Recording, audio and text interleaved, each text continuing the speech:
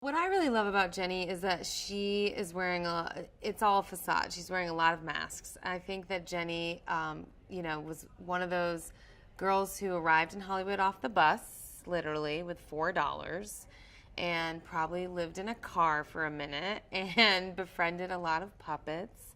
I think she really and genuinely does have a thing for puppets. I think she prefers puppets to humans, for sure. I think she's been disappointed by a lot of humans in her life. And so when she first came to LA and got involved with the Happytime gang, that was her big break. I mean, she thought that her world was made. She loved being on the show. She was the only human involved. She loved all those puppets. She loved that world. She loved that they embraced her and loved her. And then she really fell for Phil, who at the time was just like a regular beat cop, but he was special because he was the first felt on the NYPD, and I think she thought they had a real amazing future together. And then it all went sideways. In the scenes, you can easily forget that it's a puppet. I mean, it really just feels like a scene partner. It's an interesting acting exercise, but it really feels very real.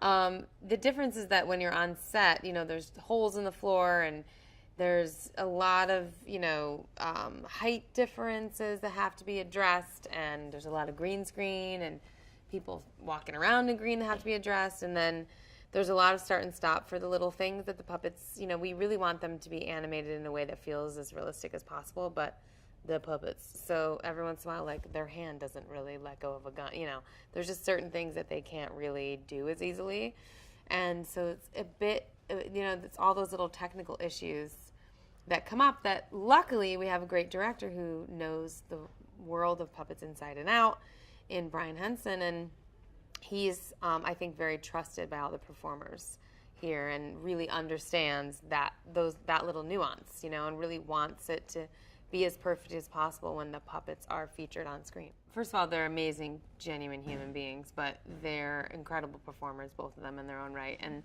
working with Melissa, I mean, she's a comedic genius, and I love being with women on set. It's very rare that I'm with a bunch of women on set. To get to come to set and work with both Melissa and Maya is like, this is a dream day for me as an actor, and knowing that there's a sensibility shared between us, that you can be silly and fail and say dumb jokes that might not work in the moment, and it's okay, and they're going to help you, and it's great. I mean, I feel very safe in this environment. I've always thought that the artistry of puppeteering is pretty amazing and something to be celebrated. So really one of the things I'm excited about is just people seeing the interaction in a real way, in something that feels like it belongs on the big screen, in this very sort of noir murder mystery thriller. Like, it's very fun to do, and the fact that we've embodied them with the characteristics of very modern, real people. They swear, they love, they have sex, they're doing adult things that adults do, and I think there's a nostalgia for puppets for people that are older, and then a real intense interest for people that are younger, and I think it's a great recipe. I did exactly 1/2 hour of training of pole dancing to perform in this film, and I'm pretty sure it shows.